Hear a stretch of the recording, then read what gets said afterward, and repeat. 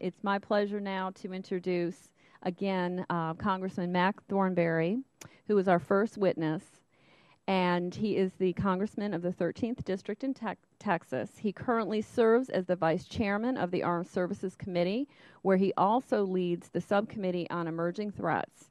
He continues to serve the House Permanent Select Committee on Intelligence as well. Earlier this year, Congressman Thornberry was tapped by the Speaker of the House and Majority Leader to spearhead a cybersecurity task force to guide House legislation action on this growing economic and national threat.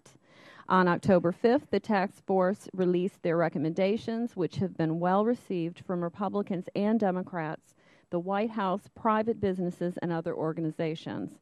Thank you for being here. We look forward to your testimony. Congressman.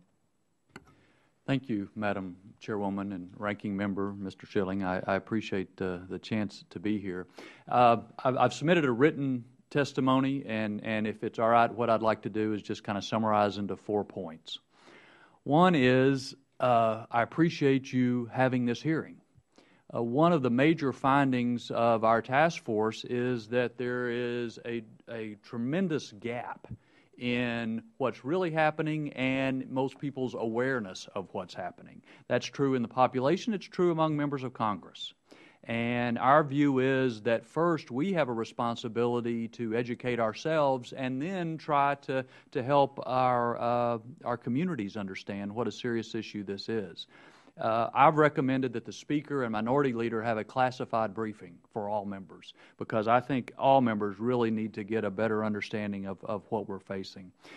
I also, just as a test case a few weeks ago, took a cyber expert with me to my district. And in one town we had a special meeting of the Chamber of Commerce. In another town it was a joint meeting of the Chamber of Commerce and the biggest service club.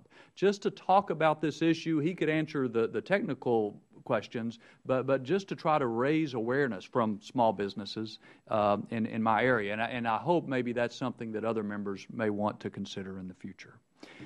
Second point I'd make, and both of you have made it in your opening statement, small businesses are affected by this. No one should believe that because I'm a small business in Amarillo, Texas, I don't have to worry about it. It's simply not the case. What we also have come to learn is that not only are small businesses in the crosshair of those seeking to perpetrate crime and steal intellectual property, a lot of times small businesses are subcontractors that are used to get to larger contractors.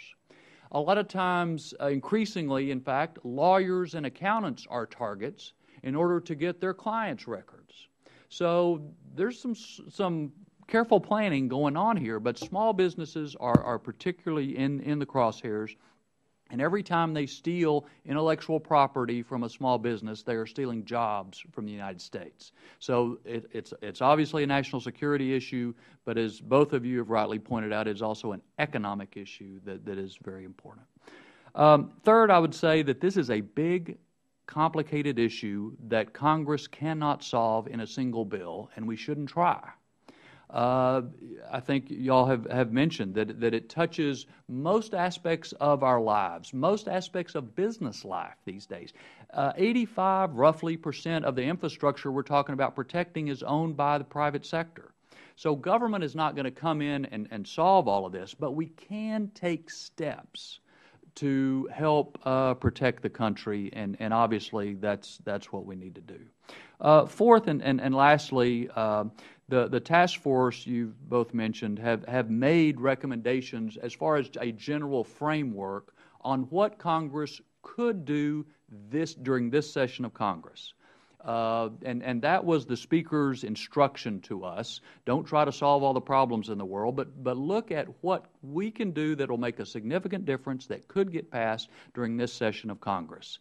And our recommendations have drawn on a lot of previous work that members of both sides of the aisle have done. But I have been pleased at the bipartisan support, not only in the House, but from senators. The White House has spoken positively of it. So I think there is a real opportunity to act here.